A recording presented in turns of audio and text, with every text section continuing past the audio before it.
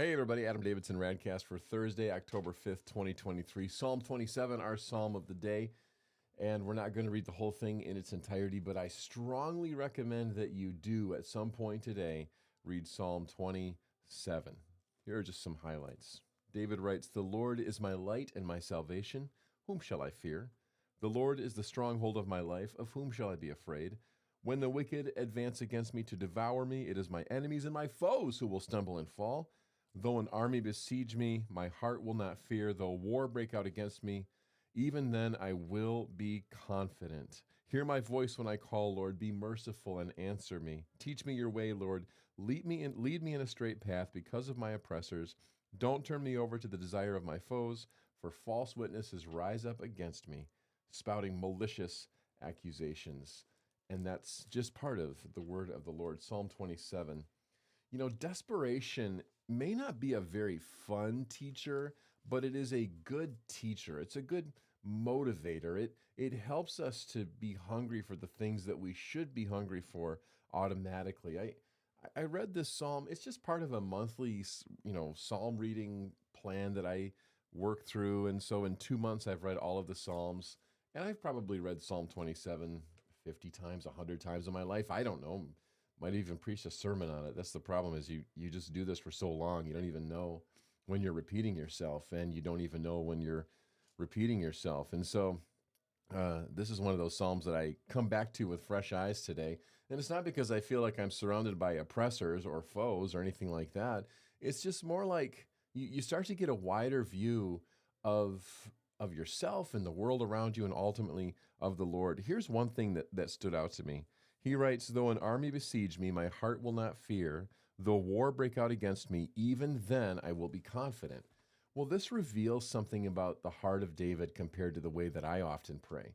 My prayer life is often, God, get me away from the oppression, get me out of the war, get me away from the army that's besieging me. I'm not praying that I'd be confident. I'm praying that I would be released. That's usually how we're praying.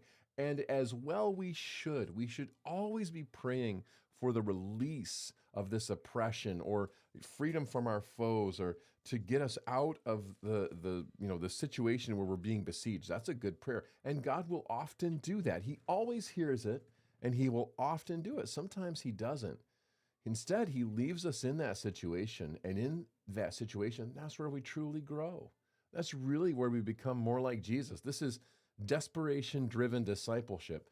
It may not seem ideal. We all want it to be kind of like we just know something and have the fruit of the Spirit. But the fruit of the Spirit, like any plant, has to be cultivated and watered, and it needs solar energy, and takes patience and some trimming and some cutting and some shaping. It's a process. So 2 questions I would just ask you today. The first question is, do you realize you're in a war? Sometimes I will disassociate from the pains and the foes and the trouble and the things that surround me. I'll just kind of like ignore it and have this almost toxic optimism, which is not good. Thus the name toxic optimism. Like, it'll all work out. Well, what am I really basing that on? Am I basing that on truth, or am I basing that on my intentional, disconnection from it?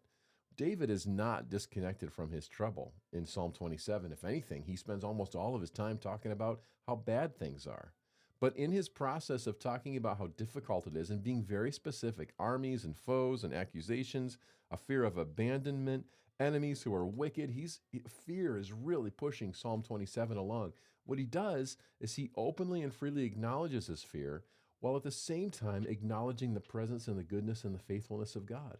And it's only when we have both of these in our soul simultaneously and are willing to face them both as our reality that we really find this desperation-driven discipleship. It's when we're really hungry. When the student shows up, the teacher appears, to paraphrase an old saying. So the first question is, do you just realize how rough it is sometimes, or do you ignore it? Don't ignore it. Call it what it is. Because when you call it what it is, then you're ready for the second part, which is not toxic, bland, baseless optimism, but the kind of genuine, Christ-centered, ultimately optimism that David says. This is how he ends the psalm. Listen to this. He says, I remain confident of this. I will see the goodness of the Lord in the land of the living. In other words, Though it doesn't seem like it, he knows that even before he dies, he will still recognize the goodness of the Lord in the bad stuff. And the best part is, the goodness of the Lord, we're finally able to see just how bright and good it is because we've been in the darkness and the garbage for so long. We don't appreciate what we've got until we see it in comparison to what we've had. So he's confident that he will see God's goodness in this world and in this lifetime. And this is really what that optimism is based on. Verse 14, that's how the psalm ends. Wait for the Lord, be strong, and take heart, and wait for the Lord. So that's my second challenge. Once you've had this come to Jesus moment of how real and difficult your life is and the kind of junk you're going through, instead of pairing that with disassociation or bland toxic optimism or negativity, or the enemy comes in and steals your joy, do what David says. He gives us a list. He says, be strong, take heart, and wait for the Lord. It's the waiting that's the hardest part. And yet it's in that process that we become more like Jesus. That's the journey I'm on. If it helps you, great. I appreciate it. If you like it, if you share it, if you tell the world that this is good, the internet will see that this should be shared. I want to get the internet filled with good things. So anyway, have a great, is it Thursday? Yeah, have a great Thursday. We'll see you tomorrow. That's RadCast.